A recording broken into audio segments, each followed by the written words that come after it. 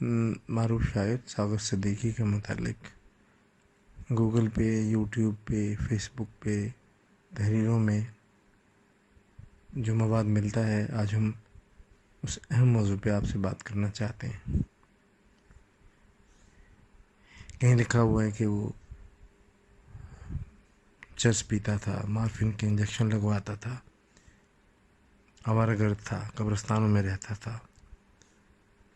آج ہم ان تمام باتوں کا تفصیلی جائزہ لیں گے تاکہ ہم یہ فیصلہ کر سکیں کہ وہ ہوائی مواد درست ہے یا جو ہم عرض کر رہے ہیں وہ درست ہے۔ فیصلہ آپ کریں گے۔ ساغر صدیقی کی جو تصویریں گوگل پہ نظر آتی ہیں ان کے پس منظر سے کوئی بھی واقف نہیں۔ کچھ عرصہ پہلے فیس بک پہ ایک دوست نے پوچھا کہ آپ نے ساغر کو دیکھا ہے؟ میں نے جواباً عرض کیا میں ساغر کو کیوں کر دیکھ سکتا تھا، کیونکہ چند مہینے ساغر کے قریب گزار لینے کا مطلب اس کو دیکھ لینا تو نہیں ہے۔ ایک سچے شاعر کو دیکھنے کے لیے نظر چاہیے، لیکن یہ تو میرا خیال تھا۔ تاریخ یعنی ہسٹری گوگل سے کاپی پیسٹ کے ذریعے نہیں لکھی جاتی۔ تاریخ بیان کرتے وقت یا تنقید کے لیے غیر جانبدار قلم درکار ہوتا ہے۔ لکیر پیٹنا کم علم افراد کا شیوا ہے۔ کیا چرس اور مارفین پینے والا شخص ہوش اور حواس سے بھرپور شاعری تخلیق کر سکتا ہے؟ کوئی کہتا ہے، آپ یہ ذہن میں رکھیے کہ ساغر صدیقی جب ہجرت کر کے پاکستان آیا 3 پیس پہنے ہوئے تھا، ٹائی لگائی ہوئی تھی، بال بنے ہوئے تھے، کلین شیو کی ہوئی تھی، لیکن آخر وہ وقت بھی آیا جب اس نے جوگ لے لیا، دنیا کو ٹھوکر مار دی، دنیا کی شان و شوکت اسے خیرہ نہ کر سکی۔ وہ اس راستے پہ چل نکلا جسے صراط مستقیم کہا جاتا ہے، لیکن یار لوگوں نے ہر صراط مستقیم پہ چلنے والے ہر شخص کو یہی سمجھا کہ یہ نشئی ہے، یہ چرسی ہے، یہ بھنگی ہے، یہ شرابی ہے۔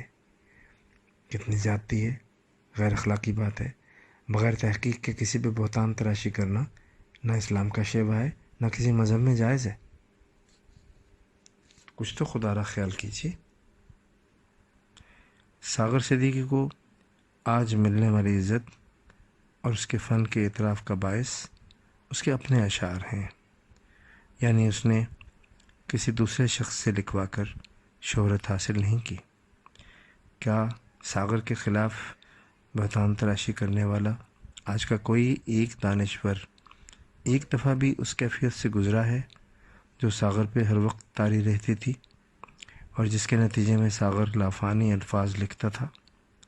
ساغر کے خلاف عامیانہ رویہ اختیار کرنے والے صرف ایک رات ہی سید علی حجویری رحمۃ اللہ علیہ کے مزار کے سامنے والے فٹ پاتھ پہ گزار کے اگلے دن سچے شعر تخلیق کر کے دکھا دیں، جبکہ ساغر صدیقی نے کسی کے سامنے ہاتھ بھی نہیں پھیلایا۔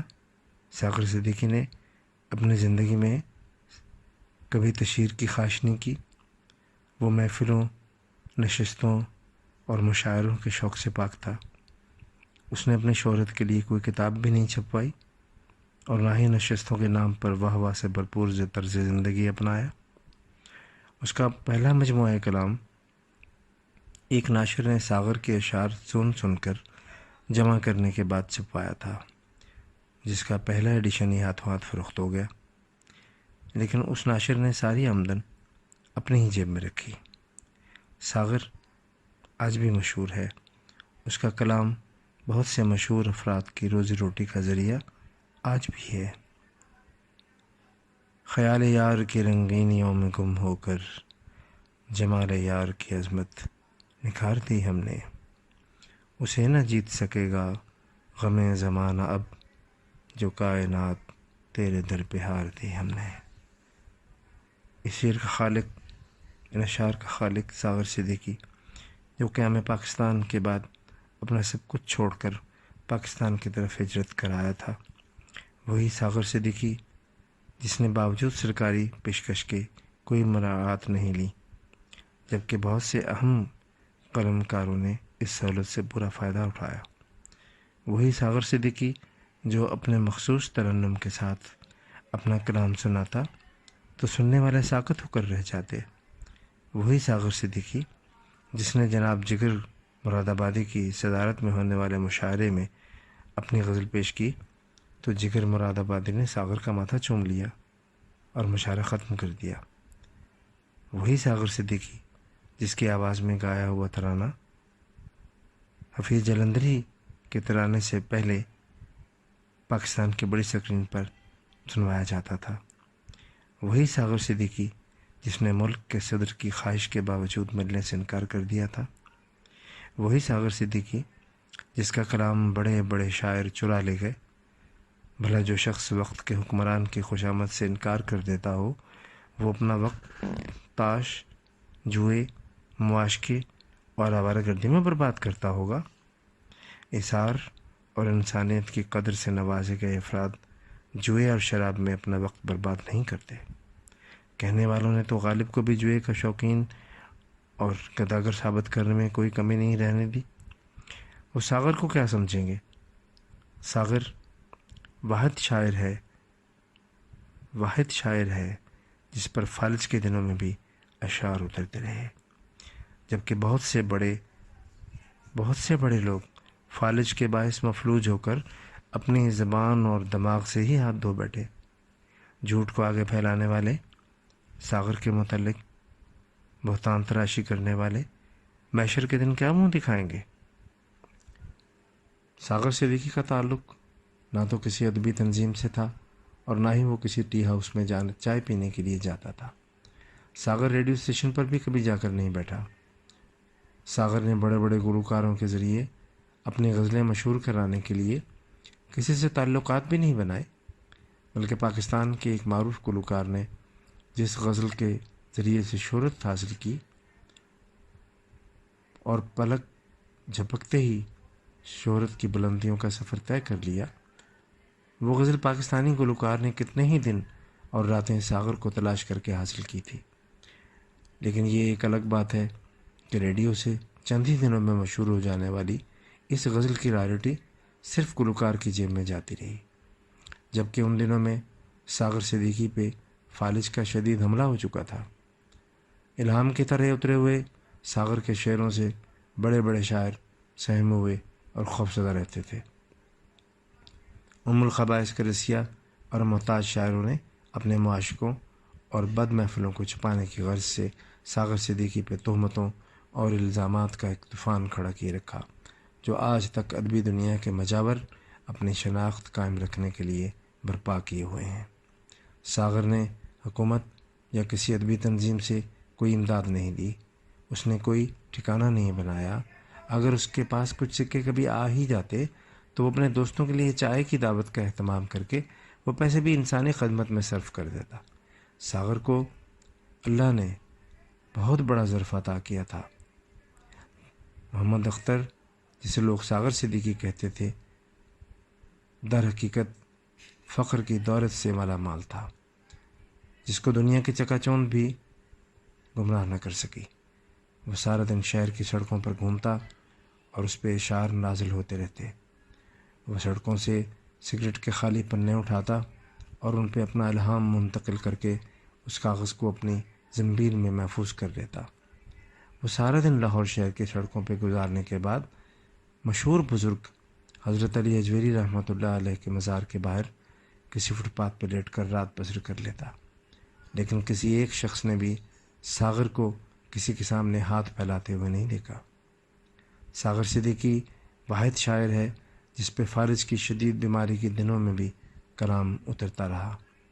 ساغر کا ایک ایک لفظ اس کے دانش، بصیرت اور روشنی کا عکاس ہے۔ ساغر کا کلام آج کے شاعروں، ناشروں اور گلوکاروں کی بھی اشد ضرورت ہے۔ ساغر کی لکھی ہوئی نعتوں سے جھلکنے والا ادب انسان کو ضرور فیض یاب کرتا ہے۔ کیسی عجیب بات ہے مکافات کی اس دنیا کی کہ فالج کے شدید حملے کے باوجود ساغر پہ شاعری نازل ہوتی رہی، اور جب ایک گلوکار نے ساغر صدیقی کی غزل کو وجہ شہرت بنایا تو ان دنوں ساغر خود مفلوج تھا، فالج کا شکار ہو چکا تھا۔ ساغر کو علاج کی ضرورت تھی، لیکن ساغر نے نہ امداد مانگی اور نہ ہی اپنا حق جتایا۔ پھر ایک وقت ایسا بھی آیا کہ مکافات عمل سامنے تھا، گلوکار کو بھی فالج ہو گیا۔ مختلف اداروں سے کروڑوں روپے کی امداد علاج کی غرض سے لے لی گئی، بلکہ جگجیت سنگھ پاکستان آئے اور گلوکار کی امداد کے لیے خصوصی پروگرام کیا، جس کی ساری آمدنی اس گلوکار کو دے دی، مگر نہیں، وقت گزر چکا تھا۔ فالج ہی اس گلوکار کو وہاں لے گیا جہاں ساغر جا چکا تھا۔ وہ جن کے ہوتے ہیں خورشید آستینوں میں، انہیں کہیں سے بلاؤ، بڑا اندھیرا ہے۔ اس شعر کا خالق ساغر صدیقی وہاں گیا جہاں کوئی انجمن، کوئی ٹی ہاؤس نہیں ہے، صرف مکافات کا پھل ملتا ہے، صرف 3 پیس پہن لینا، اپنے معاشقوں کو فخریہ انداز میں بیان کر دینا، بانی پاکستان اور پاکستان کو ہمیشہ زیر تنقید رکھنا، نیز اپنے مخصوص مشن کے باعث گرفتاری کے خطرے سے بچنے کے لیے ملک سے باہر چلے جانا۔ کہاں کا علم ہے، کہاں کی شاعری ہے، کہاں کی حب الوطنی ہے؟ جو واقعی انسان ہیں انہیں انسانیت کے معیار سے نیچے رکھا جاتا ہے، اور جو انسانیت کی الف بے سے بھی آشنا نہیں ہوتے انہیں انسانیت کے منصب پہ بٹھا دیا جاتا ہے، یعنی دستار انہیں دے دی جاتی ہے جن کا سر ہی نہیں ہے۔ لاہور کے ایک شخص کو تو میں ذاتی طور پہ جانتا ہوں، جس کے پاس ساغر صدیقی کے ہاتھوں سے تحریر کردہ ہزاروں چھوٹے چھوٹے پنے تھے، کاغذ تھے، کیونکہ ساغر اپنے اشعار اپنے راستے میں گرے ہوئے سگریٹ کی ڈبیا کے خالی پنوں پہ لکھ کر اپنے پاس محفوظ کر لیتا تھا، جو ساغر کی وفات کے بعد اس ناشر کے پاس محفوظ ہو گئے۔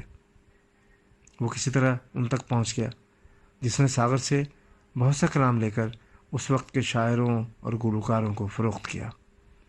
اکثر شاعروں نے اسی ناشر سے لاکھوں کے عوض خریدے اور اپنے نام سے وہ اشعار چھپوائے۔